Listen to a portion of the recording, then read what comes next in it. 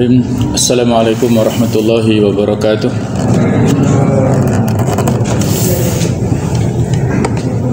Alhamdulillah. Alhamdulillahilladzi alafa baina qulubina wa asbahna bi ni'matihi ikhwana. Asyhadu an la ilaha illallah wahdahu la syarikalah wa asyhadu anna Muhammadan abduhu wa rasuluhu la nabiyya ba'dah. Allahumma sholli wa sallim ala sayyidina Muhammad wa ala alihi wa sahbihi ajma'in. Allahumma la sahla illa ma ja'altahu sahla wa anta taj'alul hasana idza syi'ta sahla. Allahumma inna nas'aluka ilman nafi'a wa na'udzubika min 'ilmin la yanfa'. Subhanaka la ilma lana illa ma 'allamtana innaka antal alimul hakim. Wa tub 'alaina innaka antat tawwabur rahim. Rabbi shrah li sadri wa yassir li amri wa hlul 'uqdatam min lisani yafqahu qawli amma ba'du. Bapak Ibu sekalian, para jamaah rahimakumullah. Alhamdulillah, selalu kita memperbarui rasa syukur kita kepada Allah Subhanahu wa taala yang telah menggerakkan kaki kita ke majelis ini, menggerakkan kekuatan dan memberikan kesempatan kepada kita semuanya untuk hadir bersama di majelis ini dalam rangka menambah ilmu kita, meningkatkan iman kita kepada Allah Subhanahu wa taala. Salawat dan salam selalu tercurah mudah-mudahan kepada Rasulullah SAW, para ahlul bait, para sahabatnya dan para pengikutnya ila yaumil qiyamah. Para jamaah rahimakumullah, marilah kita lanjutkan pembahasan tafsir Al-Munir, yaitu kita masih berada di surah Al-Baqarah ayat 261 sampai 264. Kita sampai pada pembahasan akhir di dalam tafsir ini atau ayat-ayat ini, yaitu tentang fikul hayati awil ahkam, fikih kehidupan atau hukum-hukum. Ada beberapa poin yang disampaikan oleh Syekh Dr. Wahab As-Suhaili tentang kandungan ayat-ayat ini.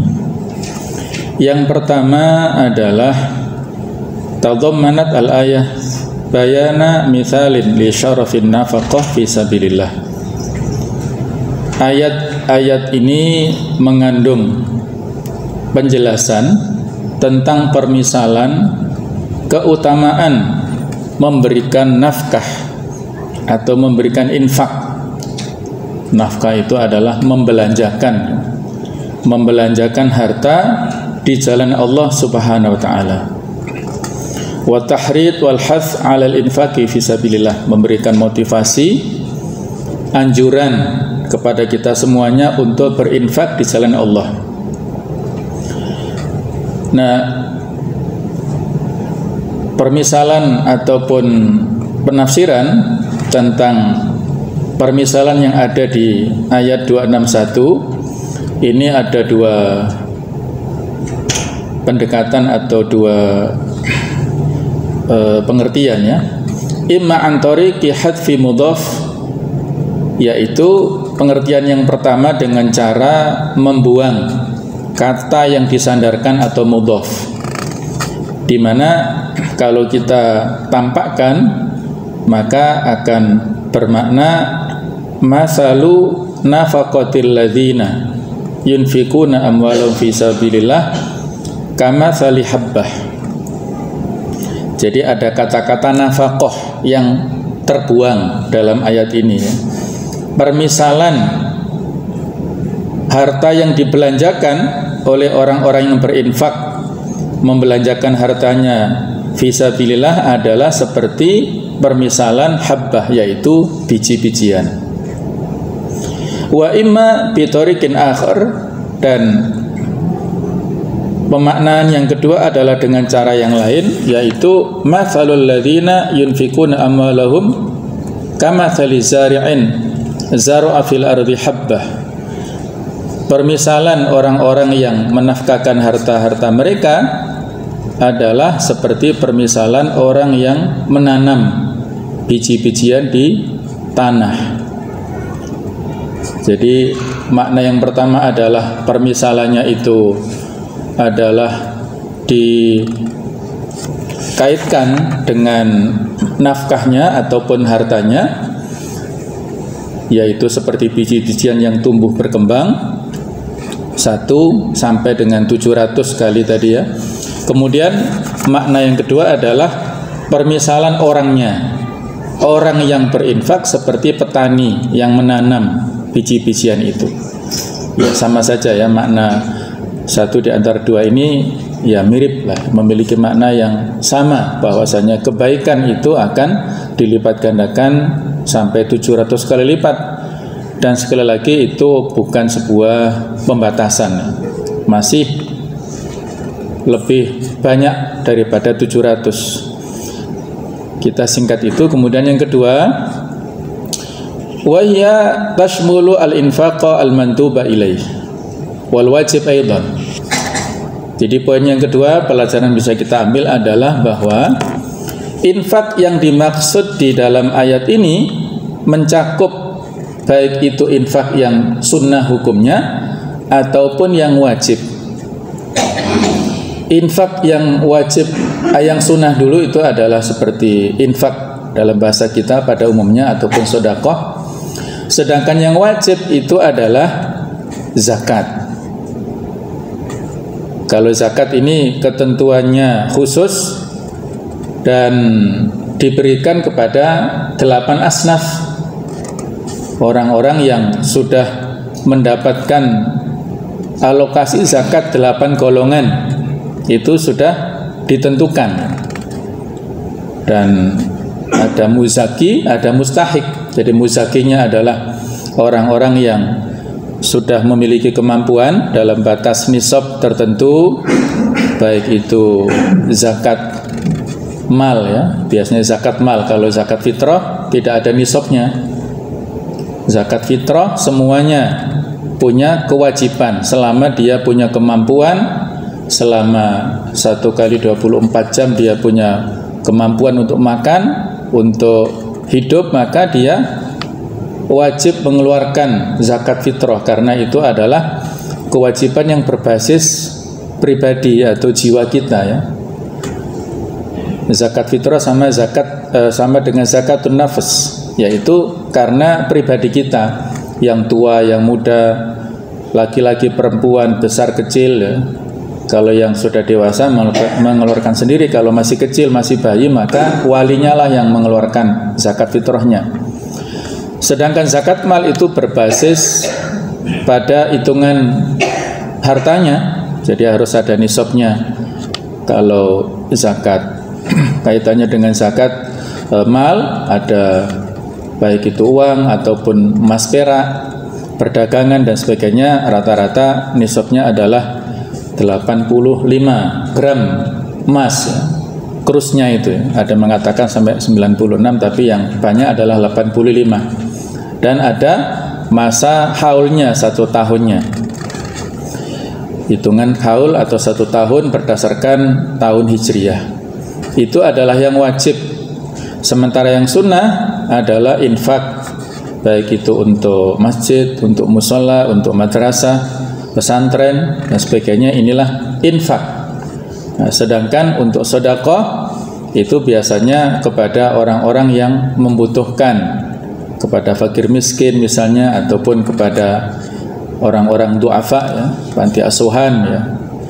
Tapi masing-masing ini semuanya ya sama fadilahnya, bukan hanya yang sunnah atau yang wajib saja, tapi semuanya dilipat gandakan. Li'anna subulallahi katsirah, karena jalan-jalan Allah itu banyak. Wala hajata lil qaul, dan tidak perlu untuk diberi komentar ataupun tanggapan ya. Pendapat yang mengatakan bi annaha nazalat qabla ayati zakati, bahwa ayat ini diturunkan sebelum ayat tentang zakat. Tsumma nusikhat bi ayati zakat, kemudian dihapus oleh ayat zakat. Jadi ada satu pendapat yang biasanya disebut pendapat yang marjuh ya. Marjuh adalah pendapat yang lemah, pendapat yang dhaif tidak perlu dianggap. Nah, pendapat yang marjuh ini adalah yang mengatakan ayat ini mansukhah, terhapuskan oleh ayat tentang masalah zakat. Jadi ini tidak perlu untuk ditanggapi ya. Alasannya li'annal infaq fi sabilillah mandubun ilaihi fi kulli waqtin, karena infak di jalan Allah itu dianjurkan ya, disunahkan pada setiap waktu. Jadi tidak ada penghapusan. Dan rata-rata yang namanya penghapusan ya itu dalam masalah hukum. Sedangkan masalah fadilah ini kan fadilah. Kita mendapatkan melakukan satu infak dilipat gandakan sampai 700, itu adalah kaitannya dengan fadilah.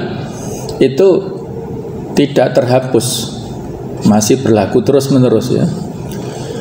Itu yang kedua. Yang ketiga, waqad waradal Qur'an bi annal hasanah fi jami'i amalil birri bi asyri amsalha. Dan sungguh telah terdapat baik itu di dalam Al-Qur'an ataupun nas yang lainnya, bi annal hasanah fi jami'i amalil birri bi asyri amsalha, bahwa satu kebaikan pada semua amal-amal yang soleh itu dilipat gandakan pahalanya 10 kali lipat.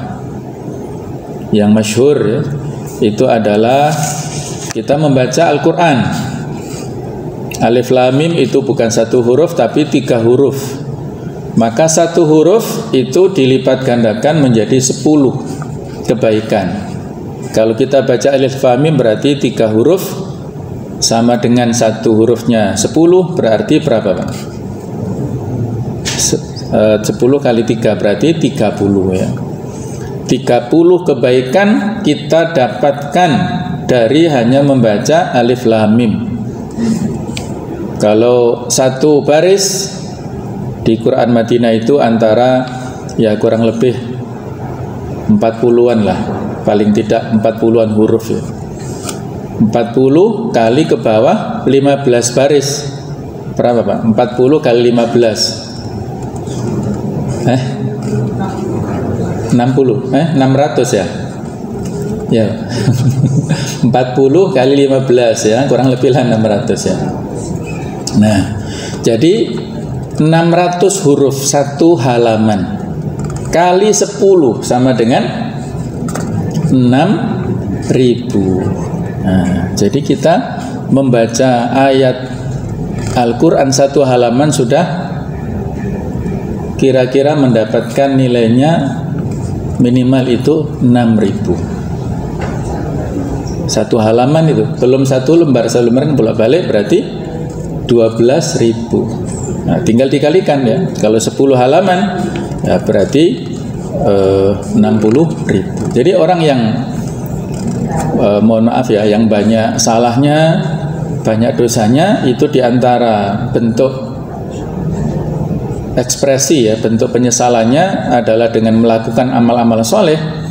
Yang efektif itu adalah dengan membaca Al-Quran yang murah dan ya pahalanya banyak ya. Kita bukan matematis ya, bukan, tapi dalam hal efektif, efisien itu penting ya untuk memaksimalkan ganjaran pahala dari Allah Ta'ala. Kita tidak tahu ya apakah batasnya sampai kapan, yang penting kita usahakan semua amal-amal itu insya Allah ya, ketika dilandasi dengan keikhlasan dan ikut sunnah, insya Allah akan dilipat gandakan dengan banyak sekali. Jadi yang di sini adalah satu kebaikan minimal 10. Waqtadat hadhil ayah anna nafaqatal jihad hasanatuha bi 700 dhifin. Dan ayat ini mengandung konsekuensi bahwasanya nafkah untuk berjihad fisabilillah kebaikannya itu dilipat gandakan menjadi 700 kali lipat.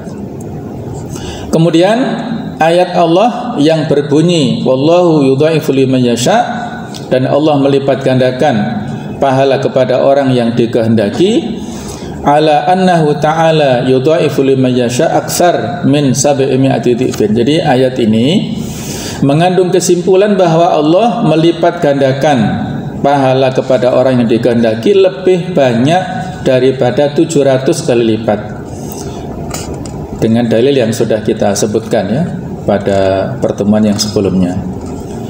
Poin keempat jamaah sekalian, wa fi hadhil ayah dalilun ala anna ittikhadaz zar'i min a'la al-hiraf allati yattakhidhuha an-nas.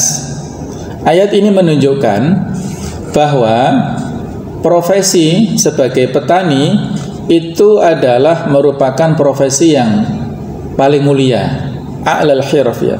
Jadi profesi yang paling mulia yang dilakukan oleh manusia pada umumnya. Wal makasibul lati yastaghillu bihal ummal, dan merupakan pekerjaan yang sibuk dilakukan oleh para pekerja. Jadi ada padat karya. Jadi orang yang mengelola pertanian, maka dia mempekerjakan para pekerja yang dengan itu dia bisa memaksimalkan potensi SDM di lingkungannya. Walidzalika dzaraballahu bihil matsal. Nah, dengan alasan itulah sehingga Allah menjadikannya sebagai sebuah permisalan. Inilah ya pelajaran yang bisa diambil dari ayat ini. Kenapa bukan permisalan profesi yang lain, tapi profesi dalam bidang pertanian, termasuk ya pertanian kan jumlahnya ataupun jenisnya macam-macam ya. Peternakan juga masuk di cabang pertanian. Faqala, maka Allah berfirman, mathalul ladzina yunfikuna amwalahum. Wa fi sahih Muslim, dalam hadis sahih Muslim, ani Nabi sallallahu alaihi wasallam, bahwasanya Nabi sallallahu alaihi wasallam bersabda, ma min muslimin yaghrisu gharsan aw yazra'u zar'an fayakulu minhu tayr aw insan aw bahima illa kana lahu sadaqah. Tidaklah seorang muslim pun yang menanam tanaman, menancapkan suatu bibit tanaman, kemudian dia tumbuh, fayakulu minhu tayr. Nah, pada saat setelah tumbuh itu dimakan oleh burung-burung, biasanya padi Pak ya. Kalau petani sudah menanam padi terus tumbuh, nah, maka ada buah-buah padi yang masih kecil itu dimakan oleh burung-burung, au insan, atau dimakan oleh manusia. Barangkali yang dimakan oleh manusia bukan padi tapi mungkin mangga atau mungkin jambu atau apapun lah yang ditanam baik di lingkungan sebelah atau depan halaman rumah ataupun di ladang, au bahimah, atau dimakan oleh binatang buas, binatang ya yang liar. Illa kana lahu shadaqah, maka status buah yang dimakan itu adalah sebagai sedekah. Nilainya ya, kalau dia ridho dengan apa yang dimakan oleh makhluk yang lain, apakah oleh burung ataukah oleh manusia ataukah oleh binatang yang lainnya, maka dia ikhlas ridho, tidak perlu mengusut ya, atau mungkin ada CCTV dan sebagainya, sudah dibiarkan ya, maka itu adalah nilainya sedekah. Jadi tidak sia-sia ya, semuanya adalah nilainya sedekah. Wa akhraja Tirmidzi ana Aisyah, dan dari hadis riwayat Tirmidzi dari Aisyah radhiyallahu anha, qalat, beliau berkata, qala Rasulullah sallallahu alaihi wasallam, Nabi sallallahu alaihi wasallam bersabda, iltamisu ar-rizqa fi khobayal ardi. Carilah rizki di balik-balik tanah, yakni azhar, yaitu dari pertanian. Carilah rizki yang diberikan Allah Ta'ala itu dari balik tanah, dari pertanian, bidang pertanian. Wazira'a min furudil kifayah, dan pertanian itu adalah termasuk hukumnya dari fardu kifayah.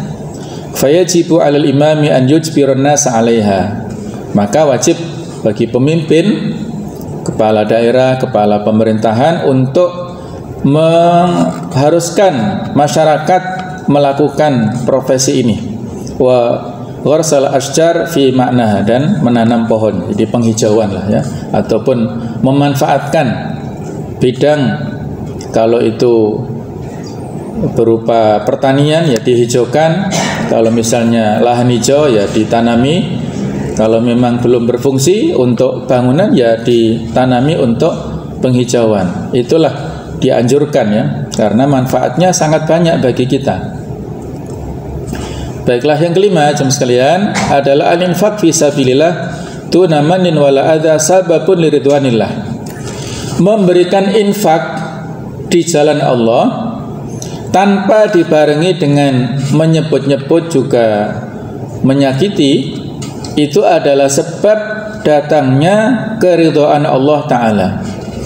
Kama radhiyallahu wa rasuluhu an Utsman, sebagaimana Allah telah memberikan ridha kepada Utsman ibn Affan, alladzi jahaza jaizal usra, seperti yang dilakukan oleh Utsman, menyiapkan pasukan untuk berangkat ke perang Tabuk yang sudah kita singgung pada penjelasan awal-awal ayat ini ya. Wa ja'a bi alfi dinar, beliau memberikan infak sejumlah 1000 dinar. Wa wada'aha baina yadi Rasulillah, dan meletakkannya di kedua tangan Rasulullah sallallahu alaihi wasallam. Jadi tidak main-main, 1000 dinar. Satu dinarnya itu sama dengan kurang lebih 4 gram ya, 4 gram emas. Nah, tergantung harga emasnya.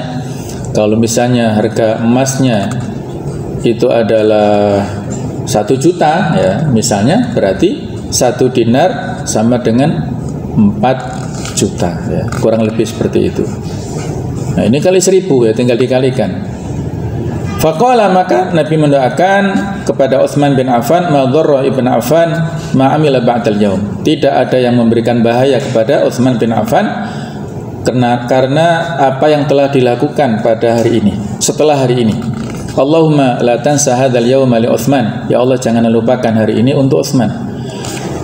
Inilah pujian beliau langsung pada Utsman. Wa hadzal ridha al-ilahi wa thawab al-azim innama huwa liman yutbi'u infaqahu, innama huwa liman la yutbi'u infaqahu mannan wala adza.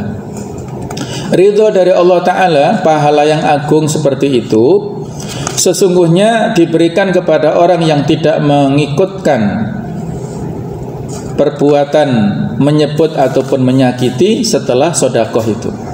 Li'annal manna wal adza mubtilani li thawabi sedekah, karena perbuatan menyebut-nyebut serta menyakiti itu akan bisa membatalkan pahala sedekah. Sebagaimana yang sudah disebutkan ya di ayat-ayat ini, terutama di ayat 264, yaitu larangan, ya ayyuhalladzina amanu la tubtilu, wahai orang-orang yang beriman, janganlah kalian batalkan pahala sedekah kalian bil manni wal adza. Wa inna ma'alal mar'i an yurida wajhallahi ta'ala wa thawabahu bi infaqihi 'alal munfaq alaih. Dan seharusnya kepada setiap orang yang melakukan infak itu untuk mengharapkan ridha Allah Ta'ala, pahalanya semata dari Allah dengan infaknya yang telah diberikan kepada al-munfaq alaihi. Wala yarju minhu syai'an, dan tidak mengharapkan imbalan darinya. Sebagaimana di surat Al-Insan, yaitu cerita tentang keluarga Ali bersama dengan Fatimah, keluarga yang sederhana. Mereka melakukan nazar ya, dan tercapai puasa 3 hari berturut-turut. Pada saat berbuka ada ujian dari Allah Ta'ala kepada mereka, didatangi pada hari yang pertama saat mau buka anak yatim, pada hari yang kedua orang miskin, pada hari yang ketiga adalah tawanan perang. Semuanya diberikan. Roti yang sudah disiapkan untuk berbuka itu diberikan kepada orang yang membutuhkan ini. Maka Allah langsung memberikan pujian dari langit. Yufuna bin nadri wa yakhafuna yauman kana syarruhu mustatira. Mereka ini adalah keluarga yang setia untuk menunaikan nazarnya, karena mereka takut dengan hari kiamat yang azabnya sangat dahsyat. Wa yut'imuna at-ta'ama ala hubbihi miskinan wa yatiman wa asira, dan mereka menginfakkan, memberikan makanan yang mereka inginkan, yang mereka butuhkan saat berbuka itu kepada anak yatim, kepada orang miskin, dan kepada tawanan perang. Nah, kemudian innama nut'imukum liwajhillah la nuridu minkum jazaa'a wala syukura. Kami memberikan infak itu, memberikan makanan kepada manusia-manusia itu adalah untuk mencari ridha Allah semata, tidak menginginkan dari kalian balasan ataupun ucapan terima kasih. Nah, inilah ya, semangat infak yang tanpa pamrih seperti ini yang harus kita ikuti. Sehingga dalam memberikan infak itu adalah fisarra'i wadh-dharra, baik dalam keadaan lapang ataupun dalam keadaan sempit. Ini diabadikan di surat Al-Insan ayat 7 sampai ayat 9. Nanti bisa kita tadabburi bersama. Wa man talaba bi'ata'ihil jazaa'a wa syukra wa thana' kana sahiba sum'atin wa riya'.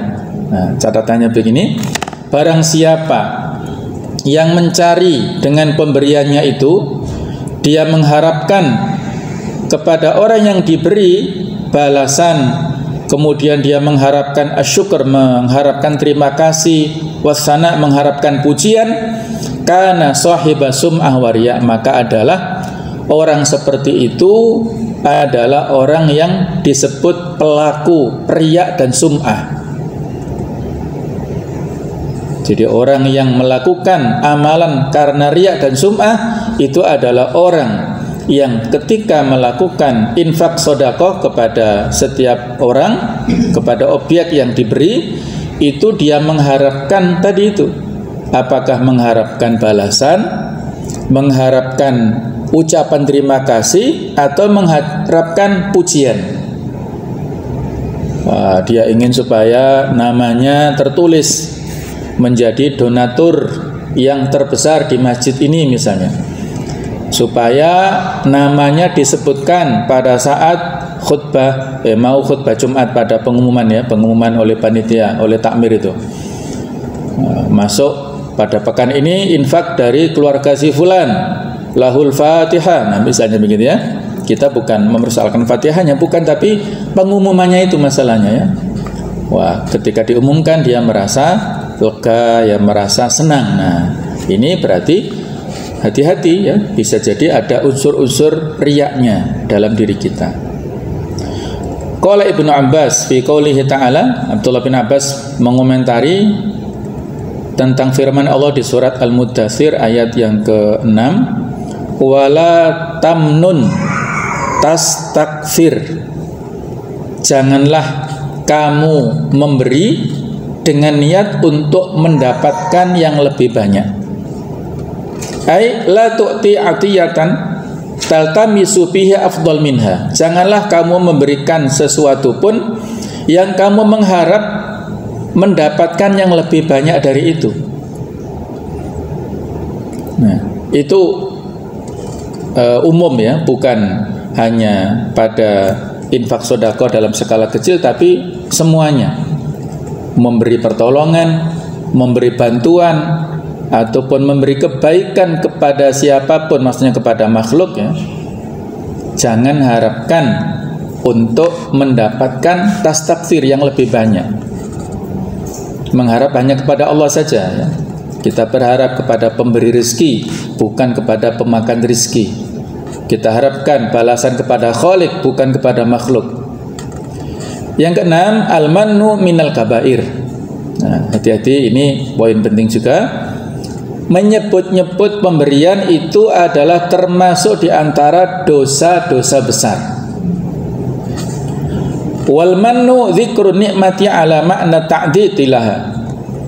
Jadi penyakit atau sifat buruk al-mannu adalah dzikru nikmah, menyebut nikmat ala makna ta'ditilaha, dengan makna untuk ya memperbanyak, kemudian wat takri, yaitu memberikan celaan kepada orang yang diberi, ya. Jadi ada unsur-unsur kesombongannya lah ya, menyebut-nyebut.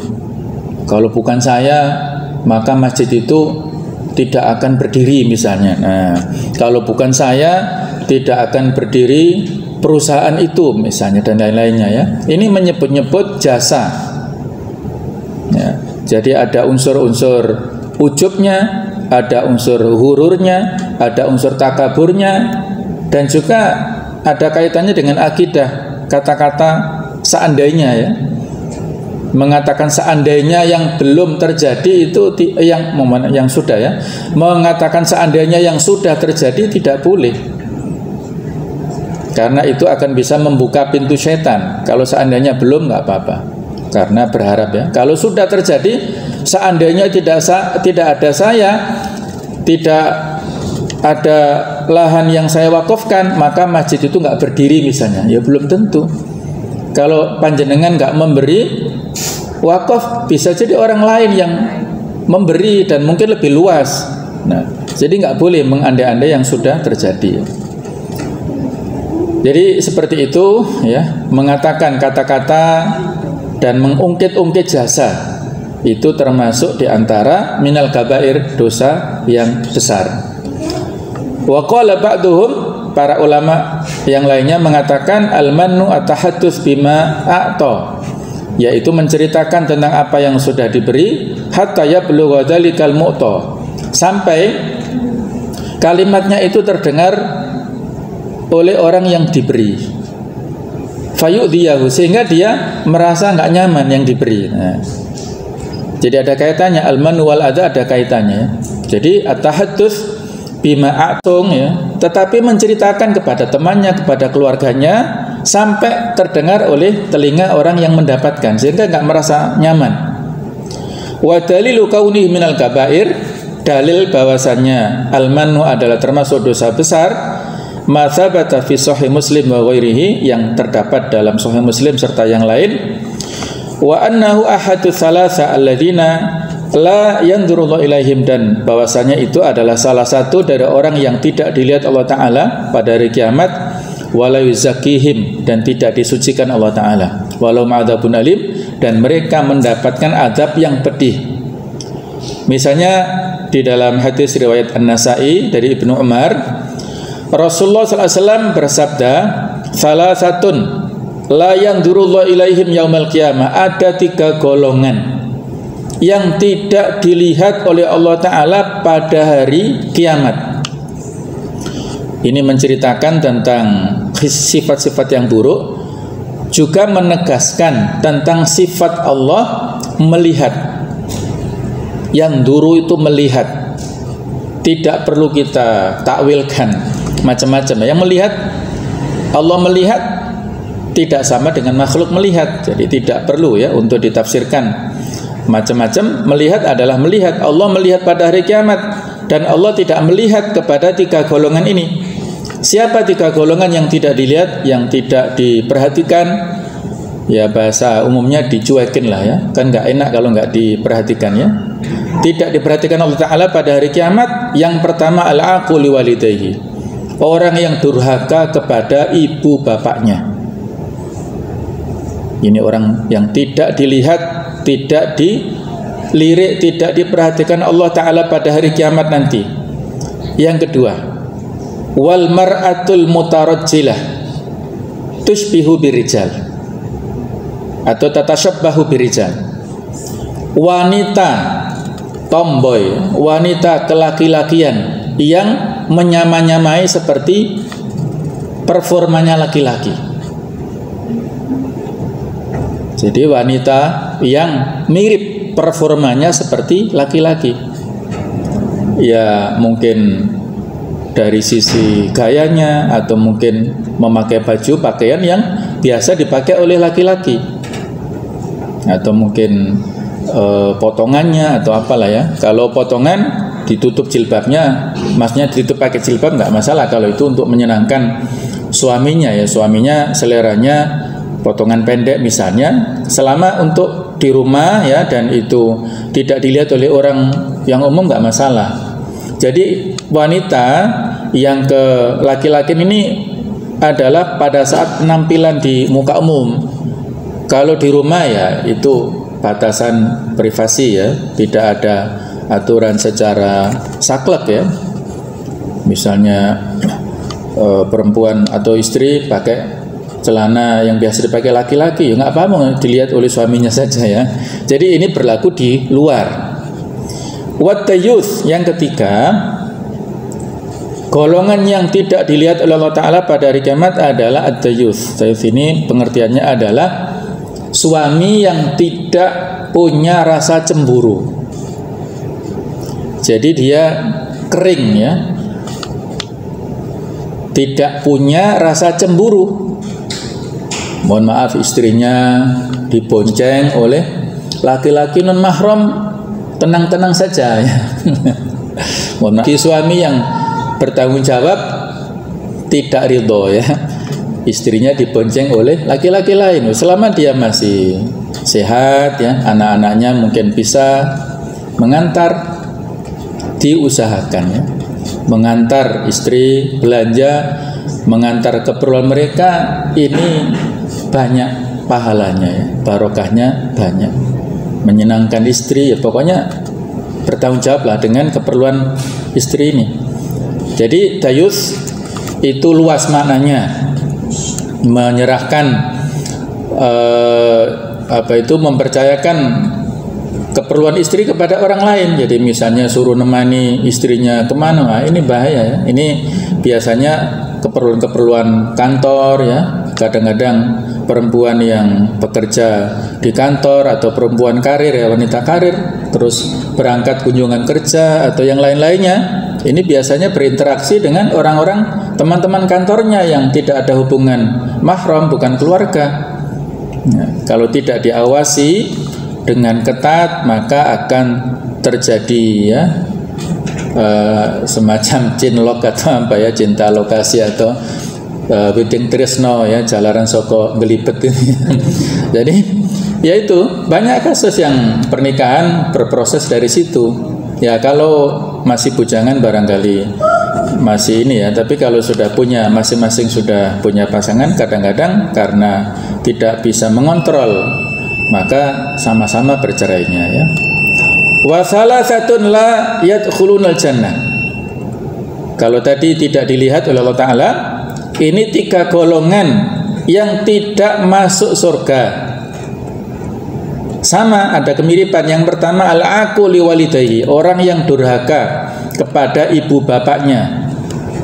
Yang kedua, wal mudminul khamr, yaitu yang kecanduan minuman keras, khamr, suka mabuk, suka teler ya, ataupun ya sekarang umumnya narkoba ya.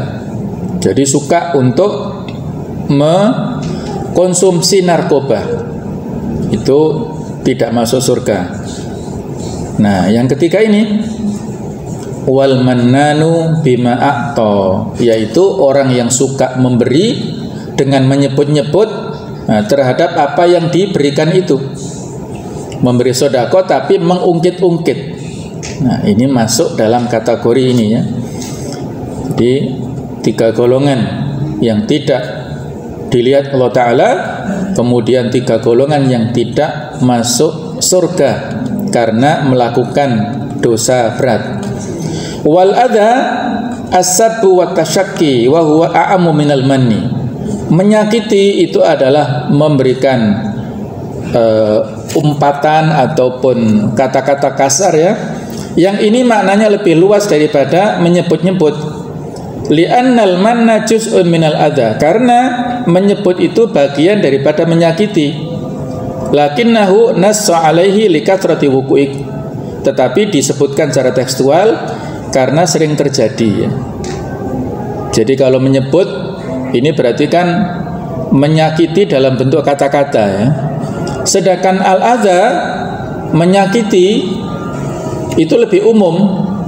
Mungkin kalimat lesannya diam, tapi bahasa tubuhnya itu menyakitkan, dengan muka yang galak, atau mungkin kalau dia ngasih uang ya, dengan dilemparkan misalnya, ambil misalnya ya. atau yang lain lah. Barangkali ada kalimat kata-kata bisa kita tahan tapi dengan perbuatan tidak bisa ditahan, misalnya begitu. Ini kasuistik, kadang-kadang mungkin kita pro kontra ya, bagaimana statusnya para pengemis di jalan-jalan itu ya. Ini serba dilematis ya, apakah diberi atau tidak ya. Kalau kita tidak setuju boleh ya, silakan tidak setuju karena melanggar tata tertib ya. Sekarang kan pengemisnya modelnya macam-macam lah ya. Kalau di situ di Velodrome Jayapura itu kan banyak boneka-boneka yang bisa gerak-gerak itu ya kan. Kalau dulu kan dengan menampilkan wajah melas. Nah sekarang mungkin ada unsur-unsur hiburannya ya, sehingga dia berdalih saya sudah menghibur maka minta imbalan. Nah tapi sebenarnya dia ngemis, sama saja. Kalau kita memang nggak setuju ya nggak apa-apa, kita qaulun ma'ruf tadi ya, dengan sopan ya, tidak perlu menghina-hina mereka ya, karena kita nggak tahu latar belakangnya seperti apa mereka. Wal mannu wal adha hatimun lil faidatil maqsudah minas shadaqah. Menyebut dan menyakiti itu adalah menghancurkan faedah yang dimaksudkan dari sedekah, wa mubtilun laha, dan membatalkannya, wa huwa takhfif bu'sil muhtajin. Jadi tujuan sedekah itu adalah meringankan kemelaratan orang yang butuh. Kalau diimbangi dengan menyebut dan menyakiti, maka berarti menghilangkan tujuan mulia daripada sedekah itu. Demikian, mudah-mudahan ada manfaatnya. Kurang lebihnya saya mohon maaf, dan mudah-mudahan kita diberikan kesehatan, kesempatan bisa mengkaji ayat-ayat Al-Quran dan bisa melaksanakannya dalam kehidupan kita sehari-hari. Subhanakallahumma wa bihamdik, asyhadu an la ilaha illa anta, astaghfiruka wa atubu ilaik. Wassalamualaikum warahmatullahi wabarakatuh.